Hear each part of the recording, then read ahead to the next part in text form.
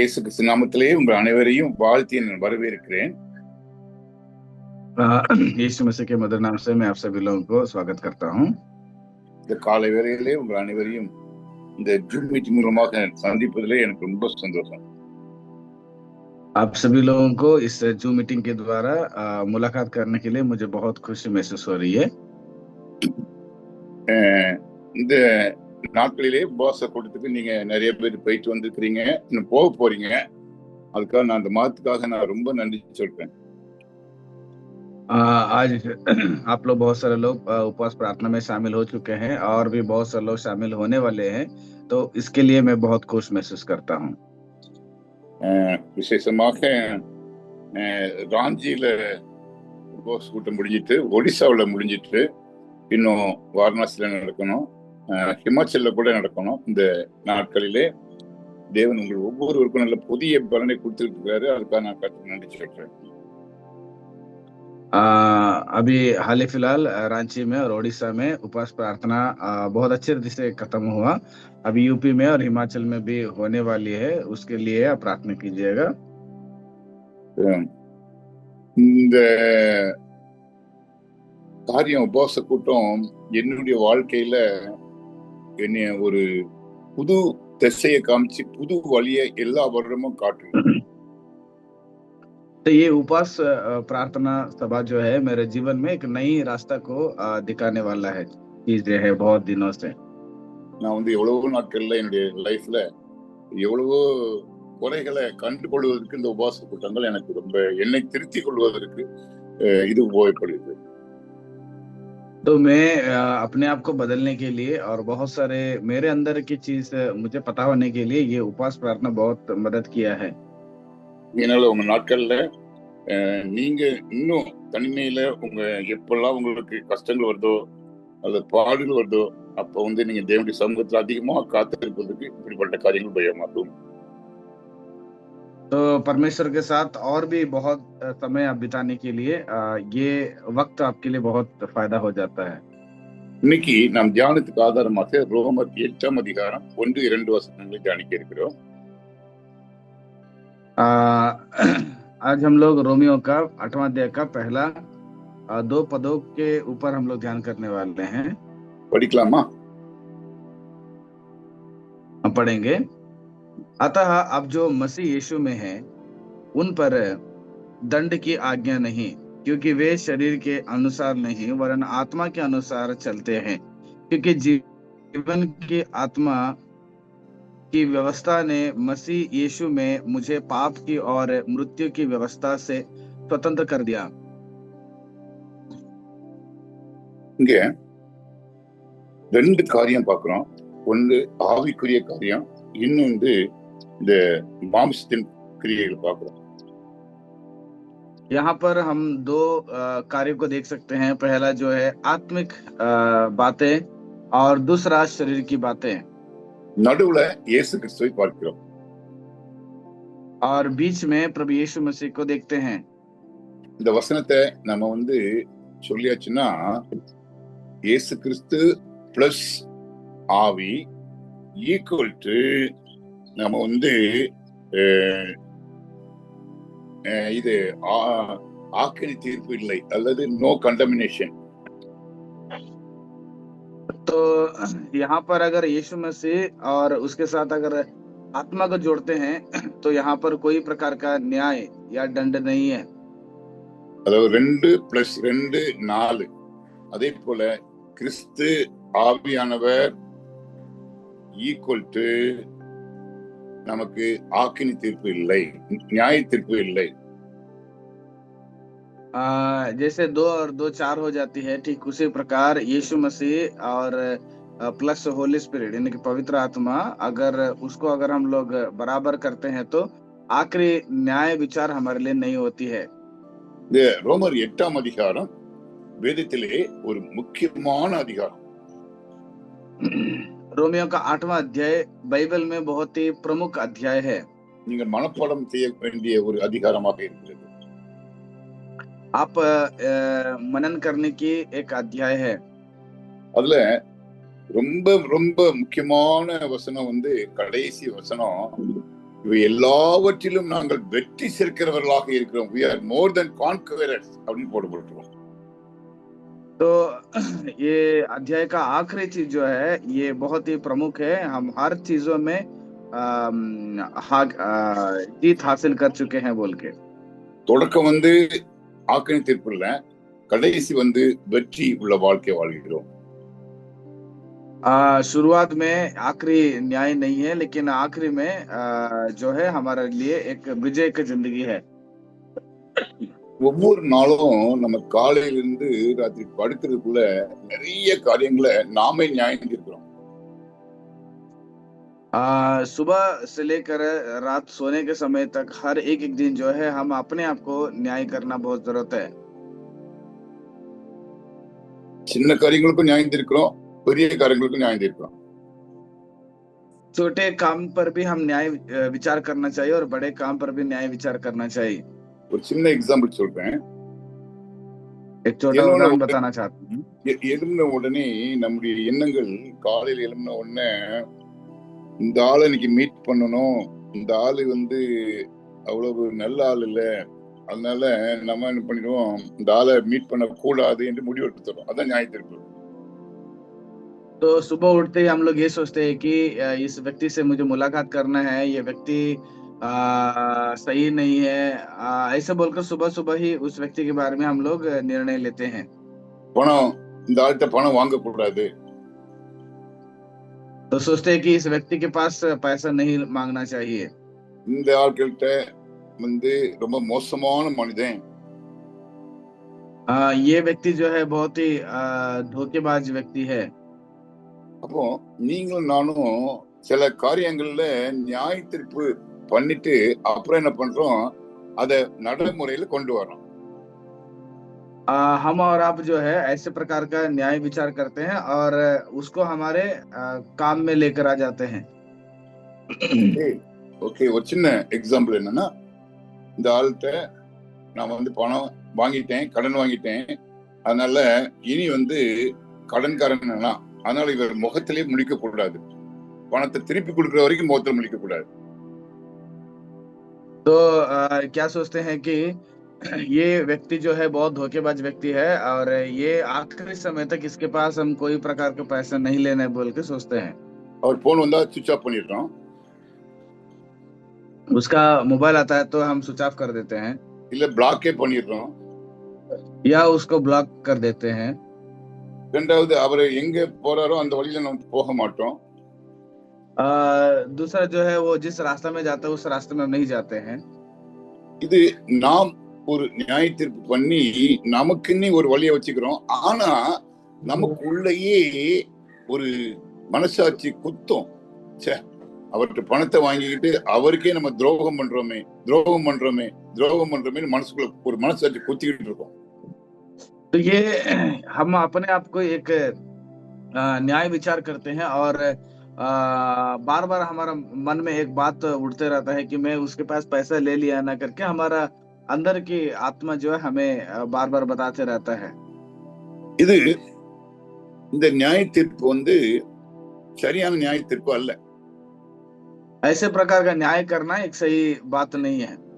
நீங்க இயேசு கிறிஸ்துவுக்குள்ள இருந்தீங்கன்னா, கிறிஸ்துவுக்குள்ளான ஒரு வாழ்க்கை பரிசுத்த ஆவியானவர் உங்களுக்குள்ளே கிரியை செய்யும் பொழுது நீங்க என்ன பண்ணுவீங்க, அந்த ஆள்கிட்ட போன்ல பேசி இயேசு கிறிஸ்துவை போல ஐ எம் சோ சாரி, என்னால பே பண்ண முடியல, என்னை மன்னிச்சிருங்க, நான் இன்னொரு ஒரு மாதத்துல உங்க பணத்தை எப்படியாவது திருப்பி தரேன் அப்படின்னு ஒரு மன்னிப்பு கேட்பதற்கு உடனே தயாராக இருப்பீங்க।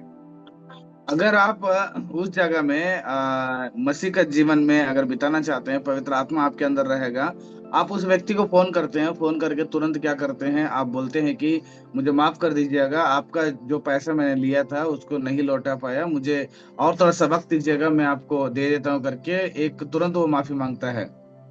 உங்களுக்குள்ளே ஒரு பெரிய சமாதானம் இருக்கும், आपके अंदर एक शांति बना रहता है। அந்த மனிதன் பணத்தை நீங்க யார்கிட்ட வாங்கினீங்களோ அவருக்கும் சமாதானம் இருக்கும்। जो व्यक्ति आपको जो पैसा दिया है वो व्यक्ति के अंदर भी एक शांति बना रहता है। காரணம் யாரு? कारण कौन है? இயேசு கிறிஸ்து। यीशु मसीह है, என இயேசு கிறிஸ்துவுக்குள் ஆன வாழ்க்கை நீங்கள் வாழ்ந்து கொண்டிருக்கின்றீர்கள். क्योंकि यीशु मसीह के अंदर रहने वाली जिंदगी आप लोग बिता रहे हैं. இன்னைக்கு உலகத்துல பல விதமான தந்திரங்களை சொல் தந்திரம், அதாவது டாக்டிக்ஸ் அப்படிங்கிறாங்க. அவங்க தந்திரசாலின்னு சொல்றாங்க, இல்ல ராஜ யுக்திங்கிறாங்க. அவங்களை அப்ரிஷியேட் பண்றாங்க சில தந்திரங்களை யூஸ் பண்றவங்கள. तो दुनिया में आज जो है बहुत ही दिमाग चलाते हैं, यानी कि सोच विचार करके शातिर दिमाग लगाते हैं. वो दिमाग आज दुनिया में सारे लोग लगाते हैं. ஒரு நல்ல காரியம் போய் சொன்ன தப்பு இல்ல சார் அப்படிங்கிறாங்க. अच्छा काम करने के लिए झूठ बोलने का कोई गलत नहीं सर करके बोलते हैं. போய் தப்பு இல்ல சார், ஏன்னா ஒரு நல்லது நடக்குது சார் அப்படிங்கிறாங்க. झूठ बोलना गलत नहीं है क्योंकि एक अच्छा काम हो रहा है ना सर करके बोलते हैं. விசேஷமா திருமண காரியங்கள்ல நிறைய காரியத்தை மறைச்சிருவாங்க, போய் சொல்லி ஏமாத்திடுவாங்க. வயசை மாத்திடுவாங்க, இல்ல பணம் கொடுக்கறதுல, அந்த நகை கொடுக்கறதுல ரொம்ப ரொம்ப சீட் பண்ணிடுவாங்க. क्योंकि विशेष करके शादियों में होता है, वहां पर उनको पैसे देने में हो या उनको सोना चांदी देने के विषय में हो, वहां पर बहुत ही धोखा देते हैं. இது உலக மக்களுடைய சாதாரண, அவங்களுக்கு இது ஒரு பிசினஸ் மாதிரி. ये दुनिया के लोगों के लिए एक साधारण बात है, उनके लिए एक व्यापार जैसा है वो. ஆனா நல்ல கிறிஸ்தவன் அவன் ஆவிக்குரிய வாழ்க்கையிலே வளர வளர வளர அவனுடைய மனசாட்சியும் ரொம்ப ஷார்ப்பா இருக்கும். एक आत्मिक रास्ता में जीने वाले व्यक्ति जैसे जैसे बढ़ते रहेगा, उसका आत्मिक जीवित जो है बहुत ही तेज रहेगा. நீங்க கத்திய தீட்டிக்கிட்டே இருந்தீங்கன்னா கத்தி ரொம்ப ஷார்ப்பா இருக்கும். आप एक तलवार को उसको रगड़ते रहेंगे तो बहुत धार हो जाता है. ஒரு செடியை லேச வச்சவொன்னு வெட்டிடும். एक पेड़ के ऊपर अगर हल्का सा रखते हैं तो वो कट जाता है. உங்களுடைய ஆவிக்குரிய வாழ்க்கை அப்படிதான் பிரியமானவர்களே. हमारा आत्मिक जीवित भी ऐसे है प्रियो. கிறிஸ்துவுக்குள்ளான வாழ்க்கை வாழும் பொழுது நமக்குள்ளாக பரிசுத்த ஆவியானவர் வந்து விடுகிறார். जब हम मसीह में रहते हैं तो हमारा अंदर पवित्र आत्मा आ जाता है. பரிசுத்த ஆவியானவர் எங்கே இருக்கிறார்? இந்த கேள்விக்கு முதல் பதில் சொல்லிட்டு நான் உள்ள போறேன். पवित्र आत्मा कहाँ पर रहते हैं, ये जवाब देकर मैं आगे बढ़ूंगा. பரிசுத்த ஆவியானவர் உலகத்துல எல்லா இடங்களிலும் இருக்கிறார். पवित्र आत्मा जो है दुनिया के हर जगह में रहते हैं. எல்லாரையும் பார்த்து அவர் பரிதபிக்கிறார். सबको देखकर वो बहुत ही दया करता है. எல்லாருக்கும் அவர் எல்லாருக்கும் உள்ள வரணும்னு ஆசைப்படுறாரு. वो चाहते हैं कि सबके अंदर वो आ जाए. ஆனா உங்களுக்கும் நமக்குள்ள அவர் உள்ளாக வந்து விடுகிறார், தங்கி விடுகிறார். लेकिन हमारे और आपके जीवन में पवित्र आत्मा हमारा अंदर निवास करते हैं. நமக்குள் செயல்படுகின்றார். वो हमारे साथ रहते हैं. நமக்கு சொல்லிக் கொடுக்கிறார். Teacher, he is a teacher. அவர் ஒரு ஆசிரியராக உள்ள இருக்கின்றார். वो हमारे लिए एक शिक्षक के जैसे हमें वो शिक्षा देते हैं. மகனே செய்யாதே என்று சொல்கிறார். बेटा तो ये कर लेना और ये ना करना बोल के वो बोल के देते हैं. நம்ம கையில வேதத்தை படிக்கும் பொழுது, வேதத்தை திறக்கும் போது அங்கு வேதத்தில் உள்ள ஒவ்வொரு வசனங்களும் பரிசுத்த ஆவியானவரால் எழுதப்பட்ட வசனங்கள் என்பதை நாம் உணர்கிறோம். जब हम परमेश्वर के वचनों को हमारे हाथ में लेकर पढ़ते हैं तो हर एक वचन पवित्र आत्मा के द्वारा दिया गया है करके वो हम अंदर से पहचान लेते हैं. இன்னும் நல்ல உதாரணம் என்னன்னா, ஒரு ரூமுக்குள்ள இருக்கிறோம், அந்த ரூமுக்குள்ள லைட் டிம்மா இருக்குது, இருந்தாலும் நம்ம கஷ்டப்பட்டு நம்ம கண்ணை திறந்து கண்ணாடி போட்டு படிக்கிறோம். मान के चलिएगा आप एक कमरे में हैं, वो थोड़ा सा अंधियारा है, हल्का से दिखाई देता है, फिर भी हम लोग हमारा ऐनक डालकर उसको बहुत ध्यान से पढ़ने के लिए कोशिश करते हैं. ஆனா ஒரு லைட், நல்ல பிரைட் லைட்டை போட்டுட்டோம்னா அப்போ அந்த ரூம்ல நம்ம கண்ணுக்கு அதிக வேலை இல்லை, நம்முடைய சமாதானம் இருக்கும், ஈஸியா நம்ம படிச்சிருவோம். ஒரு லைட்டை சேஞ்ச் பண்ணிடுறோம், பல்பு சேஞ்ச் பண்ணிடுறோம், நல்ல லைட் வந்துருது, நல்லா அழகா படிக்கிறோம். लेकिन उसी जगह में अगर हम लोग एक अच्छा लाइट लगा देते हैं तो उसका रोशनी में जब पढ़ते हैं तो बहुत अच्छे से रोशनी आती है. इसलिए हमारे अंदर एक शांति बना के रखते हैं और खुशी में बने रहते हैं और अच्छे से पढ़ सकते हो वहां पर. அப்போ என்னன்னா, பரிசுத்த ஆவியானவர் நமக்குள்ள தங்கி இருக்கும் பொழுது நம்முடைய எண்ணங்கள், செயல்கள், அவருடைய கண்ட்ரோலுக்குள்ள வந்துருது. जब हम पवित्र आत्मा के अधीन में आ जाते हैं, हमारा काम, हमारे हर एक एक जो कार्य है वो उनके हाथों में आ जाता है. நம்முடைய டிசிஷன் மேக்கிங், நியாய தீர்ப்பு அழகா இருக்கும். அது வந்து கர்த்தரை பிரியப்படுத்துகிறதாகவே இருக்கும். हमारा जो न्याय विचार परमेश्वर का पसंद होने वाले रहता है. ஒரு சகோதரியோட பழகும் பொழுது அந்த சகோதரியோட ஒரு மாம்ச இச்சையோடு பழக மாட்டோம். एक बहन के साथ अगर हम लोग दोस्ती यार बनाते हैं, रिश्ता बनाते हैं, तो हमारा शरीर के अभिलाषाओं के साथ नहीं रहते हैं.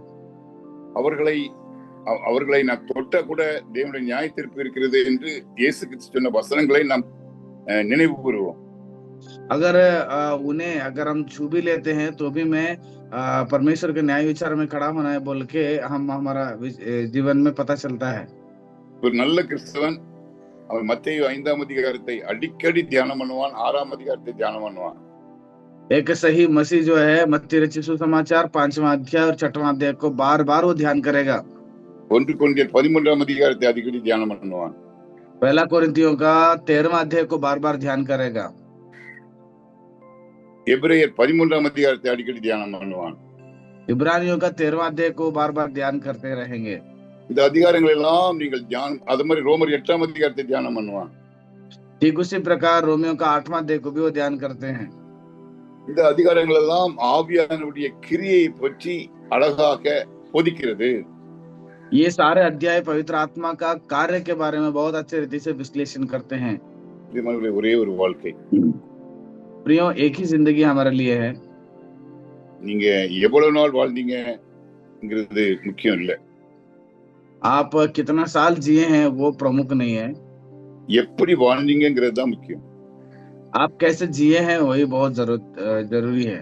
உங்க ப்ராப்ளம்லாம் நீங்க எப்படி சால்வ் பண்றீங்கிறது தான் முக்கியம். आपके समस्याओं को कैसे आप लोग सही करते हैं वो बहुत मायने रखता है. ஒன்று உலக பிரகாரமா சால்வ் பண்ணணும், அல்லது மாமிசம், உலகம், மாமிசம், பிசாசு எல்லாம் ஒரே சைடு. பிசாசு, உலகம், மாமிசம், இந்த மூணும் ஒரே ரோ. அடுத்த ரோ வந்து பிதா, குமாரன், ஆவி, மூணும் ஒரே ரோ. तो एक तरफ ऐसे रहेगा शैतान, संसार और हमारा शरीर के अभिलाष है, और दूसरी तरफ पिता, पुत्र, पवित्र आत्मा, ये अलग की हिस्सा है. நீங்க ரெண்டு பேரையும் பிரியப்படுத்தணும்னா, இன்னைக்கு நிறைய பேர் உலகக்காரங்கள நிறைய ரெண்டு பேரையும், இங்கேயும் உலகம், பிசாசு, மாமிசம் மூணையும் பிரியப்படுத்துறாங்க. அதே போல கடவுளையும் பிரியப்படுத்தணும்னு ஆசைப்பட்டு அவங்க எண்ணங்கள் எல்லாம் ஒரே குழப்பமாக இருக்குது. बहुत सारे लोग ये चीज को भी, यानी कि शैतान और संसार, शरीर को भी खुश रखना चाहते हैं, और इस तरह परमेश्वर को भी खुशी रखना चाहते हैं. ये नहीं होता है. दुनिया में ये दोनों तरफ जाते हैं तो जिंदगी बहुत गड़बड़ में वो लेके जाते हैं. சின்ன உதாரணம் சொல்றேன். என் பிள்ளை வந்து பெரியவனான உடனே அவனை எப்படியாவது இப்படி படிக்க வைக்கணுங்கிறது நல்ல ஆசைதான், தப்பு இல்லை. एक छोटा सा उदाहरण बताना चाहता हूँ. अगर हमारा बेटा बड़ा हो जाता है तो उसको कुछ भी करके, कुछ तो करके हम अच्छे से पढ़ाई करना है करके हम सोचते हैं. गलत चीज नहीं है. அதற்காக நான் வந்து கொஞ்சம் ஷார்ட் ரூட்ல போவேன், கொஞ்சம் என் இடத்தை விற்பேன், விற்று அந்த பணத்தை எடுப்பேன், என் வீட்டை விற்பேன், எடுத்து பணத்தை வைப்பேன். இப்படி சில ஆட்களுக்கு கொடுத்து எப்படியாவது ஒரு சீட்டு வாங்கிடுவேன் அப்படிங்கிறது இது உலக பிரகாரமான ஒரு காரியம். तो लेकिन कुछ लोग क्या करते हैं, एक छोटा सा रास्ता ढूंढने के लिए कोशिश करते हैं कि मेरा जमीन बेच दूंगा, मेरा घर बेच दूंगा, वो पैसा कहीं पर रखूंगा, कुछ तो करके एक सीट मैंने ले लूंगा करके वो सोचते हैं. ஆனா ஒரு தேவனுடைய மனிதன் அப்படி செய்ய மாட்டான். लेकिन एक परमेश्वर का दास ऐसे नहीं करता है. ஆண்டவரே, உம்முடைய சித்தம் என்பதை நான் கண்டுகொள்ள வேண்டும். என் பிள்ளைக்கு என்ன படிப்பு கொடுத்தாலும் அதை நான் சந்தோஷமா ஏற்றுக்கணும். लेकिन हम ये सोचते, वो परमेश्वर का दास ऐसे सोचता है, परमेश्वर मेरा बेटा के विषय में आपका इच्छा क्या है उसको मैं पहचानने के लिए मुझे मदद करना. जो कुछ भी आप उसके जीवन में लाते हो उसके लिए मैं खुश महसूस करता हूँ करके वो सोचेगा. இன்னைக்கு வரைக்கும் இனி எலியாவை போல போசிக்கிறேன். கண்டிப்பாக இந்த விஷயத்தில் போசிக்கிறேன். எனக்கு இருக்கிறதுக்குள்ள நான் வந்து வாழணும் அப்படின்னு நம்ம ஒரு முடிவு எடுத்தோம்னா உங்களுக்கும் நல்லது, உங்க பிள்ளைங்களுக்கும் நல்லது. आज तक हमें एलिया के जैसे आपने पालन पोषण किया और आगे भी मुझे आगे चलाएगा बोल के जब परमेश्वर पर हम निर्भर रहते हैं, वो परमेश्वर बहुत अच्छे रीति से हमें वो आगे चलाएंगे। பிள்ளைங்களை பார்த்து சொல்லுவேன், டேய் கர்த்தர் கொடுத்தா செய்யறேன், இல்லைன்னு இல்லை. என் 3 பிள்ளைங்களுக்கு இப்படிதான் நான் அடிக்கடி சொல்லிக்கொண்டே இருப்பேன். இந்த படிப்பு விஷயத்திலயோ பண விஷயத்திலயோ வண்டி வாங்குறதுலயோ, டேய் கர்த்தர் கொடுத்தா நான் வாங்குவேன், இல்லைன்னா இல்லை. तो हम बच्चों को यही सिखाना चाहिए कि परमेश्वर अगर देंगे तो हम कर पाएंगे, पढ़ पाएंगे। यही चीज को मैंने मेरे बच्चों को सिखाया कि परमेश्वर देंगे तो मैं ले लूंगा बोल के, चाहे वो गाड़ी के विषय में हो, कोई भी चीज के विषय में हो। ஒரு சின்ன உதாரணம், எனக்கு ஒரு கார் வாங்கணும்னு எனக்கு ஆசையா இருக்குது. एक छोटा सा उदाहरण बताना चाहता हूँ। एक कार खरीदने के लिए मुझे आशा है। ஒரு 10 வருடங்களுக்கு முன்பு ஒரு எங்க சர்ச்சுக்கு வர ஒரு சகோதரன் ஒரு காரை, எனக்கு பிராண்ட் நியூ காரை கொடுத்துட்டு போயிட்டாரு. एक 10 साल के पीछे एक पीछे की कहानी है। एक चर्च में आने वाले एक विश्वासी बहुत अच्छे नया कार को दे के चला गए। வாங்கி 1 வருஷம் கூட இருக்காது, அவரு அமெரிக்கா போறதுனால அந்த காரை எனக்கு கொடுத்தாரு. वो खरीद के 1 साल भी नहीं हुआ होगा और वो अमेरिका जाने वाले थे, तो वो कार मुझे दे दी। நான் சந்தோஷமா எடுத்துக்கிட்டேன். मैं उसको बहुत खुशी खुशी से ले लिया। அப்போ எனக்கு என்னன்னா, அந்த அப்போ என்னுடைய ஆவிக்குரிய நிலை இன்னைக்கு மாதிரி இல்ல, கொஞ்சம் வளர்ச்சி கம்மி. तो उन दिनों में मेरा आत्मिक जीवित आज के जैसा नहीं है, तो उस वक्त में थोड़ा सा बढ़ोतरी बहुत ही कमी था। இந்த கார் வந்த உடனே கார் மேல எனக்கு ரொம்ப பாசம் உண்டாயிடுச்சு. कार जैसे आ गया तो कार के ऊपर मुझे बहुत ही प्यार लगने लगा। நான் ஒரு ஆண்டவர்கிட்ட போய் கேட்காம, ஆண்டவர் கொடுத்தாரு எனக்கு கார் கொடுத்தாருன்னு நானும் அந்த காரை உபயோகிக்க ஆரம்பிச்சேன். யாருக்கும் கொடுக்க மாட்டேன், கொடுக்க கூடாதுன்னு முடிவு பண்ணேன். நானே எனக்கு பர்சனலுக்கு யூஸ் பண்ணணும், ஏன்னா ரொம்ப நாள் பர்சனல் கார் இல்லையேங்கிறது தேவன் கொடுத்தாருன்னு நினைச்சுக்கிட்டேன். तो वो कार मैंने किसी को नहीं दिया, किसी को चुने नहीं दिया, उसको मैंने मेरे खुद के काम के लिए ज्यादा इस्तेमाल करने लगा, क्योंकि बहुत साल के बाद मेरा मुझे दिया गया था। मैं परमेश्वर को उसके बारे में पूछा भी नहीं था। வாங்கி 1 மாதத்துக்குள்ள ஒரு பெரிய ஆக்சிடென்ட் ஆயிடுச்சு. खरीदने लेने के बाद 1 महीने के अंदर सबसे बड़ा एक एक्सीडेंट हो गया। அதுவும் பெரிய பெரிய ரோட்ல, ஹைவேல போய் மோதி, டிவைடர்ல மோதி யூ டர்ன் ஆக்கி, அது விடிய கால் 4 மணிக்கு நாங்க டயர்லாம் வெடிச்சு நான் செத்துருப்பேன்னு எல்லாரும் எதிர்பார்க்கிற அளவுக்கு, நானே மனைவி செத்துருப்பேங்கிற அளவுக்கு அந்த கார் ஆக்சிடென்ட், பெரிய ஆக்சிடென்ட். तो हम एक दिन हाईवे में जा रहे थे, तो वहां पर सबसे बड़ा एक्सीडेंट हो गया उस गाड़ी में। टायर ब्लास्ट हो गया और एक डिवाइडर में जाके टक्कर मार दिया, और वो गाड़ी घूम भी गया था। सब लोग सोचे थे कि मैं और मेरा पत्नी मर चुके हैं बोल के। காரை ரிப்பேர் பண்ணி அப்புறம் ஆண்டவர்கிட்ட கேட்கும்போது ஆண்டவர் சொன்னார், இந்த கார் உனக்கு வேண்டாம், ஊழியத்துக்கே கொடுத்துரு. நீ இந்த எண்ணங்கள், உன்னுடைய எண்ணங்கள் சரியில்லை, உனக்கே வேணும்னு நீ நினைச்ச தப்பு அப்படின்னு சொன்னாரு. அதனால டக்குன்னு உடனே ஒரு ஊழியத்துக்கு அந்த காரை அனுப்பிட்டேன். तो परमेश्वर के पास मैंने जब जाके इसके बारे में पूछा, परमेश्वर ने कहा ये कार आपके लिए अच्छा नहीं है, आप ये अपने लिए इस्तेमाल कर रहे हो, ये परमेश्वर के सेवकाई के लिए दे दो करके परमेश्वर ने मुझे प्रेरणा की। तो मैं वो सेवा के लिए किसी और को दे दिया। பர்சனல் யூஸ்ங்கிறத, அந்த வார்த்தையை ஆண்டவர் எனக்கு அது ஒரு நியாய தீர்ப்பாக மாத்தி கொடுத்தார். तो खुद की इस्तेमाल करना, ये चीज को परमेश्वर ने मुझे एक न्याय विचार के जैसे बोल के दिए। இப்போ எனக்கு வயசு ஆக ஆக கார் ரொம்ப தேவைப்படுது. अभी जैसे उम्र होते होते चला गया, तो मुझे एक कार की बहुत जरूरत पड़ा। ட்ரெயின்ல மேல ஏறி படுப்பதற்கு ரொம்ப கஷ்டமா இருக்கு. நைட்டு 3 தடவை பாத்ரூம் போகணும், இறங்கணும், வைக்கணும், இந்த மாதிரி எல்லாம் காரியங்கள் இருக்குது. அதனால இப்போ எனக்கு ஒரு கார் அதிகமாக தேவைப்படுது. அதுக்காக நான் ரொம்ப ஜெபம் பண்ணிட்டு இருக்கிறேன். तो क्योंकि ट्रेन में बार बार जाना और वहां पर ऊपर चढ़ना, नीचे उतरना और वास्तव में जाना, ऐसे बहुत सारे तकलीफें हो रहे हैं। तो मैं என் परमेश्वर के पास பையனுடைய प्रार्थना कर रहा हूँ। என் 2வது பையனுடைய காரை அடிக்கடி வாங்கி யூஸ் பண்ணிட்டு இருக்கிறேன். मेरा दूसरा बेटा का कार जो है बार बार मैं मांग कर इस्तेमाल कर रहा हूँ। சில நேரத்துல எனக்கே கஷ்டமா இருக்குது, இருந்தாலும் வேற வழி இல்லாம ஆண்டவர் சில காரியங்களை இப்ப நான் காருக்கா உண்மையாக ஜெபம் பண்ணிட்டு இருக்கிறேன். எனக்கு இது எனக்கு ரொம்ப நெசசரி ஆயிடுச்சு. मैं सच में बता रहा हूँ कि ये कार लेना या कार रखना मेरे लिए बहुत ही जरूरी पड़ गया अभी। ஏன்னா அடிக்கடி நான் வந்து பெரிய லாங் டிஸ்டன்ஸ் போக வேண்டி இருக்குது. ட்ரெயின்னா ரொம்ப நேரம் ஆகுது, ஒண்ணு. ரெண்டாவது ஏறி இறங்க முடியல. அதனால அப்ப இந்த மாதிரி நேரத்துல நான் வந்து எனக்கு உடனே கேட்டா ப்ரொபோசல் அனுப்புங்கிறாங்க. அனுப்புனா கிடைக்கும். ஆனா அது கர்த்தருடைய சித்தம் இல்லவே இல்லை பிரியமானவர்களே. तो बार बार मुझे बहुत दूर जाना पड़ता है, यात्रा करना पड़ता है हर एक चीज के लिए। तो मुझे अभी तुरंत मांग रहे हैं कि आप दे दीजिएगा और हम खरीद के देंगे, लेकिन अभी भी मुझे उसको खरीद के लेने का इच्छा मन नहीं हो रहा है। அடுத்த சோதனை, இது வரைக்கும் நம்ம பில்டிங் கட்டின பில்டிங்ல எங்கேயுமே யார் பேரையுமே போட மாட்டோம். दूसरा एक प्रलोभन है कि आज तक हमने कहीं पर भी अगर बिल्डिंग बनाया है वहां पर कहीं किसी का नाम भी नहीं डालते हैं। ஒரு ஆள் ஒரு பெரிய அமௌண்ட் தாரேங்கிறாரு, ஆனா கண்டிஷன் போடுறாரு என் பேரை அதுல போடணுங்கிறாரு. एक व्यक्ति मुझे बोलते हैं कि एक बड़ा रकम आपको देते हैं, वहां पर बिल्डिंग बनाए तो वहां पर मेरा नाम डालना है बोल के वो कंडीशन डालते हैं। நான் சொல்றேன், என்னுடைய டைம்ல தயவு செய்து எனக்கு அந்த சோதனை கொடுக்காதுங்க. நான் ஸ்டார்ட் பண்ண ஓட்டத்தை ஓடி முடிக்கணும் அப்படின்னு அவர்கிட்ட அன்பா பேசி முடிச்சிட்டேன். तो उनको मैंने ये बता दिया कि नहीं, ये संभावना नहीं है, इसलिए मेरा ये दौड़ को दौड़ने दीजिएगा, जब तक मैं रहूंगा तब तक ये सब नहीं हो पाएगा बोल के हम उनको मना कर दी। இன்னைக்கு நீங்க படிக்கிற சாட்சி வந்து அருமையான சாட்சி. FW குரும்பால் அவருடைய ஃப்ரெட்ரிக் வின்ஹம் உடைய சாட்சி, அருமையான சாட்சி.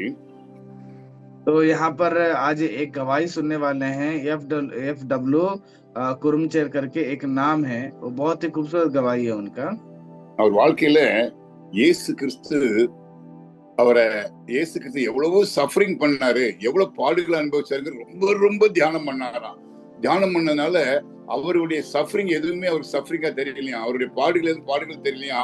இயேசு கிறிஸ்துவோட அடிக்கடி கம்பேர் பண்ணிக்கிட்டே இருப்பாராம் அவருடைய பாடுகளை. और वो अपने जीवन में प्रभु यीशु मसीह ने कितना क्लेश उठा लिए हैं, वो सारा बार बार वो ध्यान करते रहते थे। इसलिए उनके जीवन में वो जो क्लेश उठाते थे ना, वो उनके लिए कोई बड़ा मायने नहीं रखा। அவருடைய டீச்சிங் எல்லாம் பாடுகளை பற்றி தான். और उनका सारा संदेश जो है मनुष्य के जीवन में रहने वाले क्लेशों के बारे में था।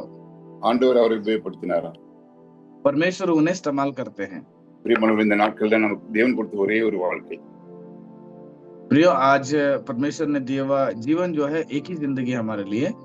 வாழ்க்கைய கர்த்தருக்காக பரிசுத்த ஆவியானவர் நிரம்பிய வாழ்க்கையா வாழுவோம். கொஞ்சம் இருந்தாலும் சந்தோஷமா சமாதானமா இருப்போம். குடும்பத்தோடு வாழுவோம். அனாவசியமான பணங்களை செலவு பண்ண வேண்டாம். இருக்கிற பணத்துக்குள்ள பட்ஜெட் பண்ணுவோம், வாழுவோம். கர்த்தர் ஒவ்வொருவரையும் ஆசீர்வதிப்பாராக. तो इसलिए इस जीवन परमेश्वर के लिए हम जीवन बिताएं, पवित्र आत्मा के जरिए प्रभु यीशु मसीह के लिए समर्पण करें। जो हमारे पास है उतना में ही हम लोग खुश महसूस करें। जो आपके पास जितना कमाई, जितना पैसा है उसको गलत इस्तेमाल ना करें। जितना आपके पास है उतने में आप संतुष्ट होकर आगे बढ़े। परमेश्वर हर एक व्यक्ति को आपका आशीष करेंगे। ஜெபிக்கலாம். हम प्रार्थना करेंगे। அன்புள்ள ஆண்டவரே, என்னோடு கூட ஜூம் மீட்டிங்ல கலந்திருக்கும் ஒவ்வொருவரையும் நாங்கள் அவருடைய வாழ்க்கைக்காக துதிக்கிறோம், ஸ்தோத்திரிக்கிறோம். கடந்த மீட்டிங்ல நாங்க வந்து மாதத்துல தீபுக்காக, சிஸ்டர் மங்கம்மா தேவிக்காக நாங்க ஜெபம் பண்ணோம். ஆண்டவரே, நீர் வந்து கர்த்தாவே விடுதலை கட்டளையிட்டு, ஜெயில இருந்து விடுதலை கட்டளையிட்டு, இப்ப கூட கமலேஷ்காக ஜெபிக்கிறோம். பூரண சுகத்தை கட்டளையிடும். விசேஷமாக நார்த் இந்தியா ஊழியம் கர்த்தாவே உங்களுக்கு சித்தத்தை செய்யணும். நாங்க ஒவ்வொருவரும் இயேசு கிறிஸ்துக்குள்ளான வாழ்க்கை, ஆவியானவருடைய அபிஷேகத்தினுள் இருந்த வாழ்க்கை வாழ கிருபை தாரும். இயேசு கிறிஸ்து மூலம் கேட்கிற தகப்பனே, ஆமென். God bless you. God bless you. Thanks, uncle. Thank you.